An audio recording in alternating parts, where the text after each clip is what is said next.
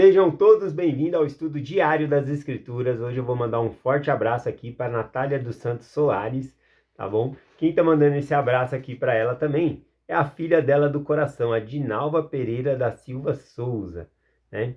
Todos os dias a irmã Natália, ela pega essa mensagem aqui e manda para Dinalva, né? Para cuidar dela ali. Então, eu acho isso muito bonito, né? É uma relação entre mãe e filhas, né? Mas são mãe e filhas de coração, que uma considera a outra ali. Então eu quero mandar um forte abraço, tanto para a Natália como para a Dinalva aí, mãe e filhas de coração. Gratidão por vocês acompanharem a mensagem aqui todos os dias. E Natália, gratidão por você compartilhar aí com a Dinalva essa mensagem todos os dias também para ela acompanhar. Gratidão a todos que acompanham aqui diariamente a mensagem.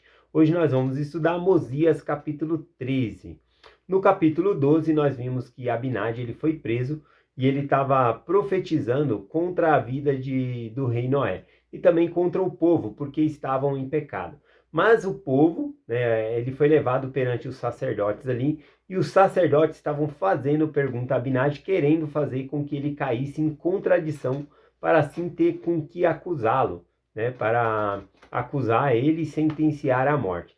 Deve ter sido um tribunal muito difícil para Abinadi, porque todos ali estavam com a mesma intenção, de condená-lo à morte. Porém, todas as perguntas que eles fizeram, Abinadi soube responder corretamente ali cada uma daquelas perguntas. Então, eles não puderam seguir com esse plano, né, de fazer ele cair em contradição. Quando eles viram que eles não conseguiam derrubar os argumentos que eram verdadeiros, né, da parte de Abinadi, então eles passam para o tipo de xingamento, né? A pessoa quando não consegue vencer no argumento, ela começa a ofender a outra pessoa. Ah, você é burro, né? Vamos ver aqui, ó, versículo 1 diz assim: Então, quando o rei ouviu essas palavras, disse a seus sacerdotes: Tirai este homem daqui e matai-o, pois o que temos nós a ver com ele? Ele é louco, veja que ele partiu aqui para a ofensiva, né? Ele é louco, né? Não tinha argumento nenhum deles tinha argumento para combater o que Abinadi estava dizendo ali. O versículo 2 em diante diz: E eles avançaram e procuraram deitar-lhe as mãos, mas ele resistiu, dizendo: Não me toqueis, pois o Deus feriar se deitar-lhes as mãos em mim. Porque ainda que ainda não transmiti a mensagem que o Senhor me ordenou que transmitisse, nem tampouco vos disse aquilo que pediste que vos disseste. Aqui o que eles pediu que disseste era exatamente as palavras lá de Isaías 52. O que significa essas palavras de qual belo são sobre os pés, né? Sobre os montes, o que anunciam as boas novas. Então ele está falando que ele ainda não respondeu essa mensagem, então não é a hora dele morrer aqui, né? Ele também diz: nem tampouco vos disse aquilo que pediste que vos disseste. Portanto, Deus não permitirá que eu seja destruído nesse momento. Aqui essa frase mostra que Abinadi sabia que ele ia ser morto, que ele ia ser um mártir. Ele morreria em prol do evangelho ali. Então, o povo estava cego de entendimento. Bom, mas aqui mostra que Abinadi já sabia que ele ia morrer. Mas também uma coisa ele sabia, que ele não havia entregado a mensagem toda, né, ao rei e os sacerdotes ali. Com esse dever, ele consentiu em ser preso, né, para estar perante o rei ali e falar essas palavras. Tá bom? Então a gente vê aqui que o inimigo ele não tem poder se Deus não permitir. Tá bom? A gente vê lá na história, no livro de Jó, também o inimigo só pode ir até onde Deus permite. Onde Deus não permite, ele não pode atuar. Outra coisa interessante também, né, que aqui ele falou, não me toqueis, né, senão Deus ferirá aquele que me tocar, que me deitar as mãos. Então os sacerdotes ficam todos parados ali, né? Eles iam pôr a mão nele, mas pararam e não colocaram. A gente vê algo semelhante lá em 1 Nefe, capítulo 17, versículo 48, que é quando Nefe fala para seus irmãos, os irmãos dele estavam com raiva de Nefe, ia pegar Nefe e afogar ele nas águas do mar ali. E aí então Nefe pegou e disse essas palavras: Não me toqueis, porque estou cheio do Espírito do Senhor, e aquele que me tocar vai definhar como uma cana seca. E aí isso faz com que os irmãos dele não toquem nele naquele momento. Então a gente lembra desse episódio aqui. Outra parte que eu lembrei também é em Lucas capítulo 4, versículo 30, quando Jesus Cristo pregou na sinagoga E aí, então, o povo ficou enraivecido e levou ele, né, para um pináculo ali, para uma colina, e ia precipitar ele lá de cima, jogar ele lá de cima. Estavam prestes a jogar, mas em Lucas 4, versículo 30, diz assim: ele, porém, passando no meio deles, retirou-se, né? Eles não tiveram poder de tirar a vida de Jesus Cristo. Cristo passa no meio deles e eles não podem fazer nada. Outra ocasião é em João 8, versículo 59, também falando sobre o Salvador Jesus Cristo. E diz que os judeus, né, eles pegaram em pedras para lhe atirarem. Porém, Jesus ocultou-se e saiu do templo. E passando no meio deles, assim se retirou. Veja que Jesus Cristo sempre passa pelo meio, né, e nenhum deles agarra ali, porque eles não tinham permissão de tirar a vida de Jesus Cristo antes. Eu gosto também aqui de Doutrina e Convênio, seção 122, versículo 9. É quando Joseph está na cadeia de Liberty, né? E ele pensa que tudo está indo mal a pior, né? Na verdade, os membros da igreja estão sofrendo muito lá fora e ele queria estar com eles. Porém, ele estava preso e não podia. E ele achou aquela aflição muito dura. E ele até achou que ele ia morrer. Então, o Senhor vem e conforta ele, dizendo as seguintes palavras lá em Doutrina e Convênio 122, versículo 9. Pois os limites deles estão determinados e não podem ultrapassá-los. Está falando dos inimigos. Os inimigos, eles têm um limite que eles não podem ultrapassar. Tá bom? Então, Deus está sempre no controle de tudo aqui.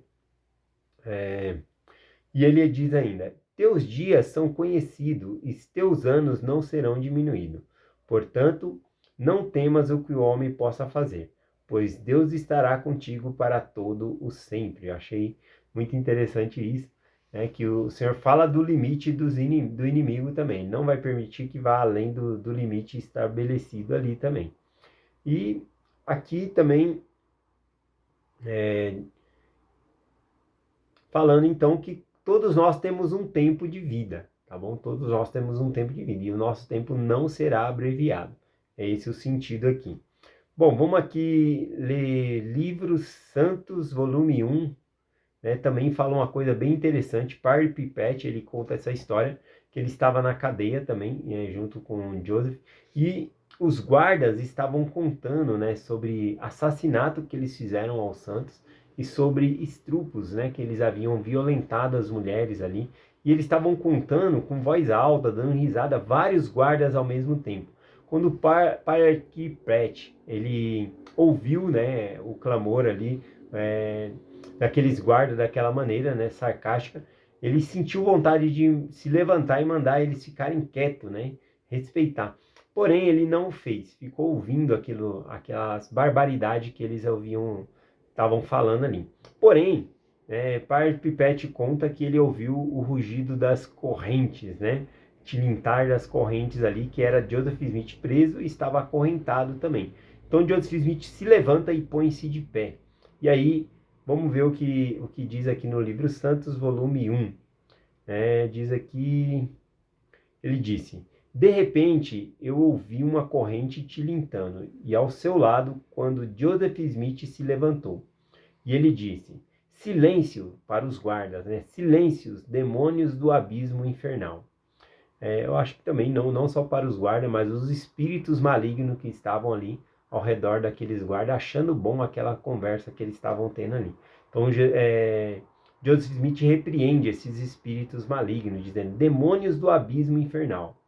O profeta trovejou: em nome de Jesus Cristo, eu repreendo e ordeno que se calem. Não viverei nem mais um minuto ouvindo esse tipo de linguagem. E os guardas, assustados, agarraram as suas armas e ergueram os olhos. Joseph encarando com uma majestosa diante deles. Cessaram as conversas. Então, Joseph Smith disse: cessai as vossas conversas, senão morrerei eu. Se não morrereis ou morrereis eu, neste instante. E ele ordenou. E o local ficou em silêncio, e os guardas baixaram as suas armas, e alguns se retiraram para um canto, e outros se agacharam de medo, aos pés de Joseph Smith. O profeta ficou parado, com uma aparência serena e digna. Os guardas lhe pediram perdão e permaneceram quietos até a troca de turno. Então a gente vê aqui também, né, a autoridade do sacerdócio ordenando ali que aqueles demônios, né, ficassem quietos em silêncio ali, né, para eles não tivessem que ouvir tamanha barbaridade que estava acontecendo ali. Continuando aqui, o versículo 4 em diante, diz assim: Devo, porém, cumprir os mandamentos de Deus, que Deus me deu. Ele está falando, então, que ele não ia morrer naquela hora, né, Abinadi, porque ele tinha que cumprir o mandamento que Deus deu. Então, por ele não ter cumprido ainda, ele sabia que não havia chegado a hora dele morrer. E por eu ter dito a verdade, estáis irado contra mim. E também por ter transmitido a palavra de Deus. Julgai que sou louco. Ora, aconteceu que depois de Abinadi haver pronunciado essas palavras, o povo do rei Noé não se atreveu a deitar-lhes a mão, porque o Espírito do Senhor estava com eles, e seu rosto resplandecia com extraordinário brilho, como Moisés no monte Sinai, enquanto falava com o Senhor. E falou com o poder e a autoridade de Deus, e continuou suas palavras, dizendo: Veste que não tendes poder para matar-me, portanto termino minha mensagem. Sim, percebo que elas vos atinge profundamente, porque vos digo a verdade sobre as vossas iniquidades. Sim, minhas palavras enchem-vos de admiração, de espanto e de ira. Termino, porém, minha mensagem, e agora não importa para onde eu vá, contanto que eu seja salvo. Mas isso vos digo, que o que fizerdes comigo, depois disso será como um símbolo, a uma representação das coisas que estão para vir. Ou seja, da maneira que eles destruíssem ali Abinadi, também eles seriam destruídos. Então aqui tem bastante informações, né? Bastante coisa aqui que Abinadi falou aqui. A gente viu que após ele falar que eles não poderiam deitar as mãos, o rosto de Abinadi também estava resplandecente como o de Moisés no Monte Sinai. E aí eles temeram e não colocaram as mãos sobre Abinadi aqui. Bom, continuando aqui o versículo 11. E agora vos leverei o restante, lereis, né? Lê o restante da mensagem dos mandamentos de Deus. Pois percebo que não estão escritos em vosso coração. Percebo que haveis estudado e ensinado iniquidade durante a maior parte de vossa vida. Então, os sacerdotes ali, eles conheciam a lei, mas não ensinavam a lei. Então, aqui, Abinadi, ele vai repetir os mandamentos, né? Ele falou já no capítulo anterior sobre não ter deuses diante de Deus, né? Todas essas coisas. E aí ele continua aqui, então, do versículo 12 em diante, a citar os mandamentos, tá bom? Não matarás, não roubarás, né? Honra o teu pai e a tua mãe, e assim por diante. Ele vai citando os mandamentos aqui, não vai dar tempo de eu ler todos. O versículo 25 em diante diz assim: E aconteceu que depois de Abinadi dizer essas coisas, perguntou-lhe: Haveis ensinado este povo que deve procurar fazer essas coisas, a fim de guardar estes mandamentos? Digo-vos que não, pois se houvesses feito, o Senhor não teria me havido enviado para profetizar infortúnios concernente a este povo. Então a gente vê aqui que ele reconhece que eles não ensinavam a lei de Moisés, porque o próprio Abinadi foi enviado por Deus para repreendê-los. Continua. E agora disseste que a salvação se alcança pela lei de Moisés. Digo-vos que ainda é preciso que guardeis a lei de Moisés. Mas digo que chegará o tempo em que não mais será necessário guardar a lei de Moisés. Bom, então aqui ele está falando a respeito de uma pergunta que ele fez no capítulo anterior, né? Se a salvação era obtida pela lei de Moisés. Eles disseram que sim.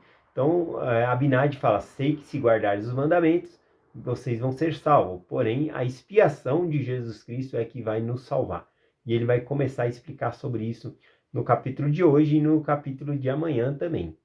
Continuando aqui, versículo 28. Digo-vos mais ainda, que se a salvação não se alcança somente pela lei, e se não fosse pela expiação que o próprio Deus fará pelos pecados e iniquidades de seu povo, ele inevitavelmente pereceriam, apesar da lei de Moisés. Então, por mais que obedecessem à lei de Moisés, ainda assim estariam condenados. Todos nós estaríamos condenados, porque é pela expiação de Jesus Cristo que nós somos salvos.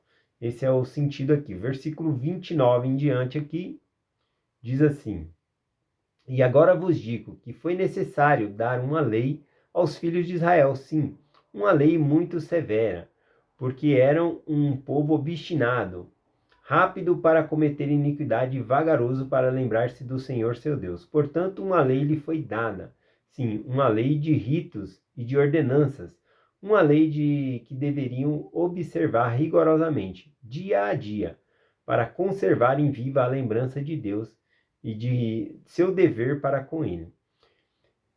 Mas eis que vos digo que todas essas coisas eram símbolos de coisas futuras. Ora, entendiam eles a lei? Digo-vos que não. Nem todos entendiam a lei. Isso por causa da dureza de seu coração, porque não compreendiam que ninguém poderia ser salvo, a não ser pela redenção de um Deus. Somente por meio de Deus, né? Para a gente ser salvo aqui. Então aqui ele fala da lei de Moisés, sobre os sacrifícios, tudo, que tudo isso cessaria um dia, mas que nós somos salvos pela expiação de Jesus Cristo. Aliás, ele fala que todas as coisas passadas era para mostrar o nascimento de Jesus Cristo e o sacrifício que ele faria por nós. Então, a lei ela não nos salva, tá bom? O que nos salva é a expiação do nosso Senhor Jesus Cristo. Vamos finalizar aqui, estou no versículo 33 agora, dá tempo aqui de ler os últimos versículos. Diz assim: Pois eis que não lhe profetizou Moisés acerca do Messias e que Deus redimiria o seu povo? Sim, mesmo que todos os profetas profetizaram desde o princípio do mundo. Não falaram eles mais ou menos a respeito dessas coisas? Está falando que todos os profetas falaram sobre Jesus Cristo, profetizaram sobre esse Messias que viria. Não disseste eles que o próprio Deus desceria entre os filhos dos homens e tomaria a forma de um homem e andaria com grande poder sobre a face da terra? Sim. E não disseram também que ele proporcionaria a ressurreição dos mortos e que ele próprio seria oprimido e afligido? É o que nós vamos ler amanhã, o capítulo 14, sobre Isaías 53, tá bom? Então a gente vai estudar essa parte amanhã. Aqui então falando sobre que os profetas disseram, né, que Jesus Cristo desceria entre os homens, tomaria forma de homem e andaria com grande poder sobre essa terra. É importante ver aqui que nesse versículo, que Abinadi está dizendo que os profetas disseram, tá bom? Ele não está dizendo eu disse. Ele acredita nessas coisas e ele sabe dessas coisas. Mas por que eu estou mencionando aqui que ele está dizendo os profetas disseram? Porque uma acusação eles vão levantar contra o profeta Abinadi. Eles vão dizer, agora temos uma acusação contra ti. Você disse que Deus vai descer entre os homens, vai habitar entre nós e vai tomar uma forma de um homem. Então, por isso você está sendo condenado. Mas aqui ele disse, os profetas disseram. Então, eles não prestaram atenção nas palavras. Mas, conforme eu disse, o próprio Abinadi acreditava nisso e profetizou também que Cristo viria e nasceria entre nós. E uma prova disso, ele vai compartilhar, inclusive, Isaías 53. Se o povo e o sacerdote prestassem atenção, eles iam falar, é mesmo, Isaías falou isso, né? Que o próprio Deus sofreria, né, por nossos pecados. Então, observe, né, que a mente do povo está obscurecida e por isso não conseguem entender a palavra de Deus. Mas que nós possamos sempre estudar as Escrituras e aprender cada vez mais, nos aproximando de Deus, nos fortalecendo o nosso testemunho. É essa mensagem que eu compartilho hoje com vocês, em nome de Jesus Cristo. Amém. Até amanhã.